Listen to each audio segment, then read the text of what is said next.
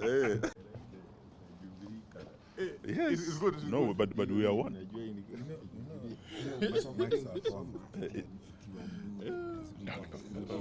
I'm told the mic is on. In fact, you should have read the half, and the mother read the balance.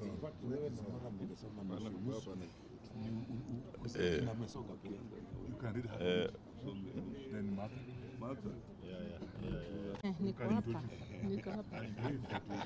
Baba, You can start, then I finish. No, you can do half, then I do the other half. Oh, the mic is on.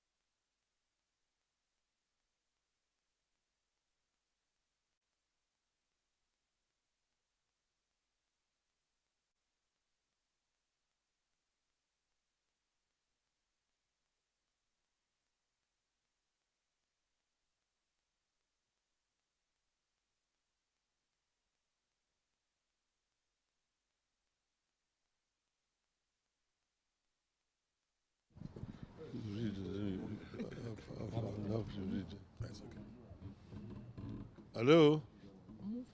You ready? yeah, that's it. Huh? Yeah. Okay.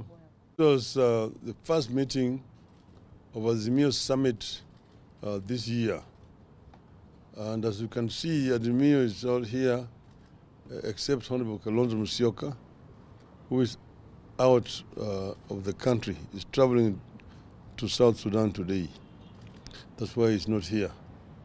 There's been a lot of speculation in the media. Oh, Azimio is splitting. Azimio is convening meetings which have not been held, and so on and so forth. That is all trash, media propaganda. So we have got a statement which is going to be read here by Honorable Eugene Wamalwa and Madam Martha Karua. Eugene. Thank you. Ladies and gentlemen of the press, this is our statement from the Azimio Summit, and it's titled Azimio Marches On. The summit, which is the top decision-making organ of Azimio La Umoja, One Kenya Coalition Party, has held a meeting today under the chairmanship of the Right Honorable Raila Odinga. Being the first this year, the meeting focused on 4 main agenda items, namely review of the previous year, briefing on the government's budget-making process, position on public interest litigation, and the way forward. In attendance, as you can see before you, apart from our leader, we have his deputy, the Honorable Martha Karua, yours truly, Honorable Mwangi Wairia, Honorable Wycliffe Oparanya, Honorable Peter Munya, Honorable Jeremiah Kioni, Honorable Nderitu Mureithi, Honorable Wajakoya, and Honorable Opio Wandae.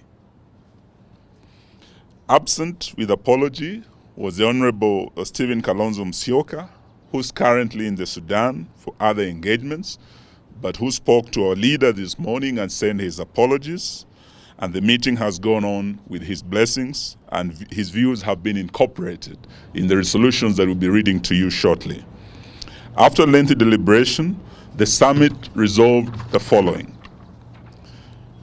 Azimio remains satisfied with its activities that were able to focus on the excesses of the Kenya Kwanza regime that has made life miserable for the greater majority of Kenyans.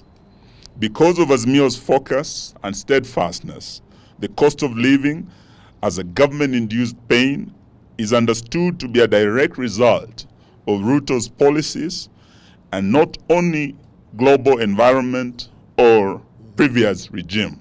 So this is purely Ruto's failed policies, and it should not be blamed on any global environment or Uhuru Kenyatta's regime almost 2 years later.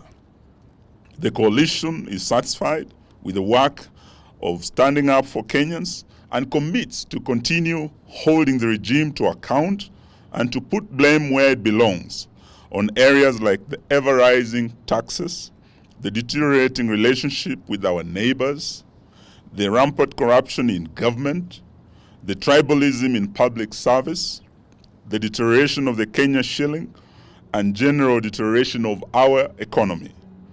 The Kenya Kwanza regime, and not the people of Kenya, are to blame for these misfortunes that have ended up hurting innocent Kenyans.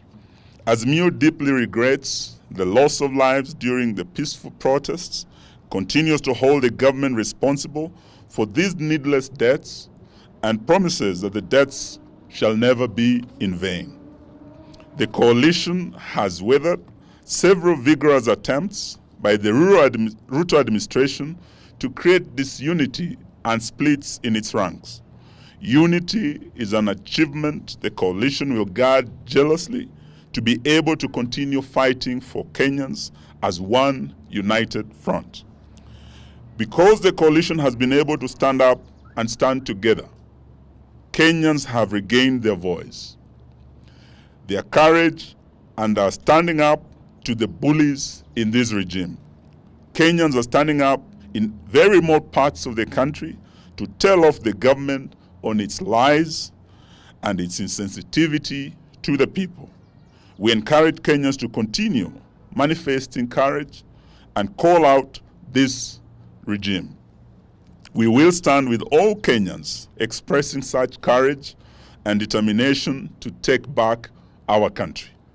The coalition is happy and proud of the performance of its members of parliament and on all critical national issues.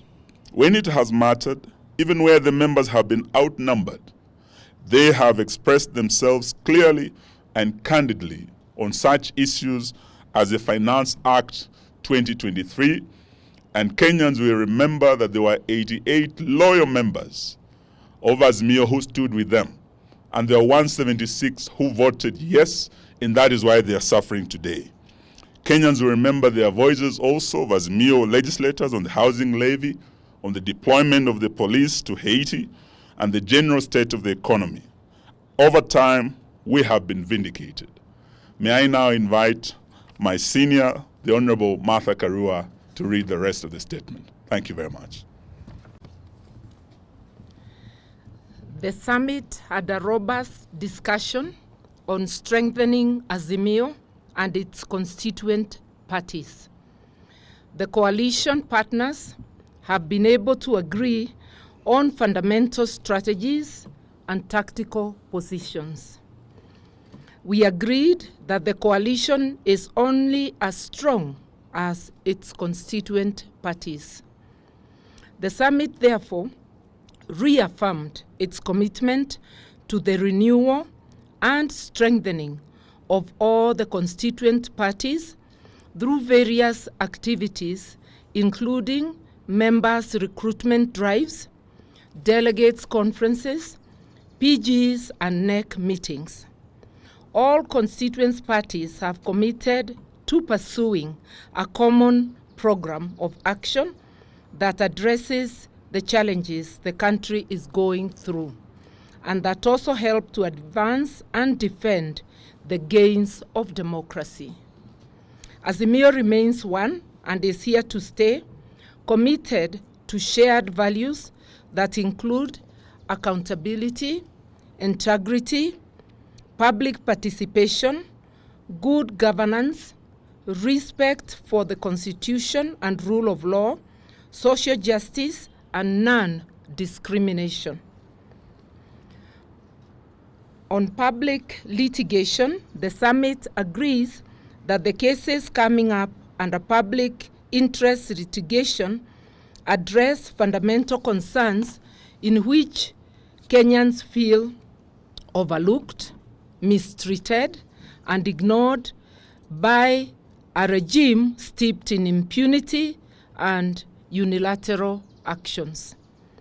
Some of the cases include the Jubilee Party case and the ruling by the Speaker of the National Assembly forming multiple parliamentary groups within this particular political party, that is Jubilee. This is a real threat to the foundations of our attempts to create a strong multi-party democracy. It threatens to return Kenya to a single-party era. The housing levy is a threat to livelihoods and incomes in the same way the plan to unilaterally sell public assets without the participation of the owners who are the people of Kenya. We will stand in solidarity with the petitioners in the public interest litigation cases on these issues. Azimio stands for the rule of law and supports the need for an independent and professional judiciary. Subsequently, we demand that the Kenya Kwanza regime must keep its hands off the judiciary. We take note of the support expressed by the United States government for the Ruto regime to appeal against the ruling on the deployment of police to Haiti. It is our hope that all parties shall respect the independence of the judiciary and that foreign interests will keep off our national affairs. Azimio remains on the way forward. Azimio remains extremely disturbed by the worsening cost of living, the ever-rising and reckless taxes by Zakayo, the collapsing national currency, the chaos in the education sector, the tribalism in public service, and the return of mega corruption. The summit has committed to seek other ways and means to press the regime to listen to the cries of the people. The litigation will only be one such avenue. Other ways are being worked on, whose ultimate goal is to force the regime to be sensitive to the tribulations of the people and to enable the people to take such steps as they may deem necessary, remembering that they have the residual power and sovereignty for the people to be able to rid themselves of this yoke put by the regime. Just like the donkey spoke to Balaam in the Bible, the donkey is now telling Zakayo, enough is enough. We thank you. Thank you very much. Thank you very much. Thank you. Thank you very much.